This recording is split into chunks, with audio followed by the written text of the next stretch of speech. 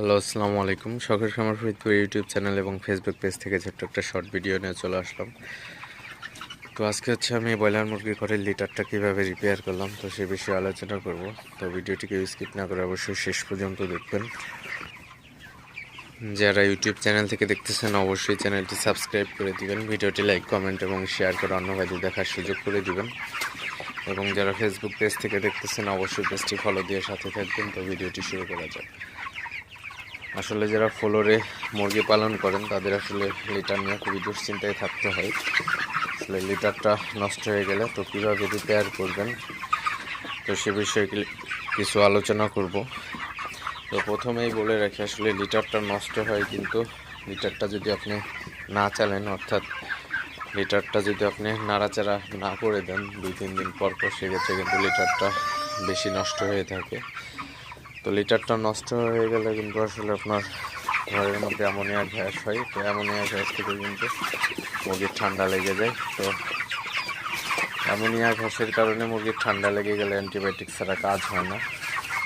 তো এখন আমার এই সেটের মুরগি রেডি মুরগি, তো বিক্রি করে দিব। তো লিটারটা আমি অল্পর মধ্যে কীভাবে রিপেয়ার করলাম, তো আমি আমার যে তুষ ছিল তো ওই তুষগুলো আমি দিয়ে দিচ্ছি এর উপর দিয়ে ছিটিয়ে। তো আপনারা তুষ এবং কাঠের গুঁড়াও দিতে পারেন। তো কাঠের গুঁড়া দিলেও হয় এবং তুষ দিলেও হয়, তবে কাঠের গুঁড়ার তুলনায় তুষটা কিন্তু বেটার হয়ে থাকে আসলে। তো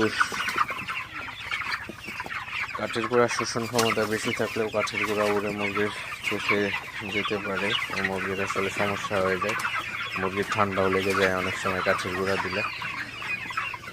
তো অবশ্যই আপনারা তুষ দেওয়ার চেষ্টা করবেন।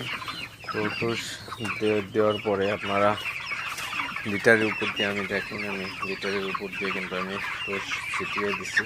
তো এখন কিন্তু লিটারটা মোটামুটি শুকনো হয়ে গেছে। তো আসলে শেষ পর্যায়ে এই জন্য এমন হালকার উপর দিয়ে আমি লিটারটা রিপেয়ার করলাম। তো এখন আমার নতুন লিটার দিলে অনেক খরচ পড়ে যাবে।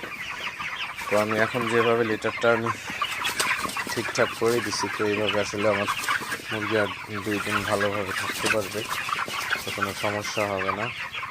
আসলে আপনারা যারা ব্রয়লার খামারে আছেন অবশ্যই ব্রয়লার মুরগির ঘরের লিটার সম্পর্কে বেশি অবগত হবেন। তো লিটার নষ্ট হওয়ার আগে লিটারটা আপনারা ঠিকঠাক রাখার ব্যবস্থা নেবেন।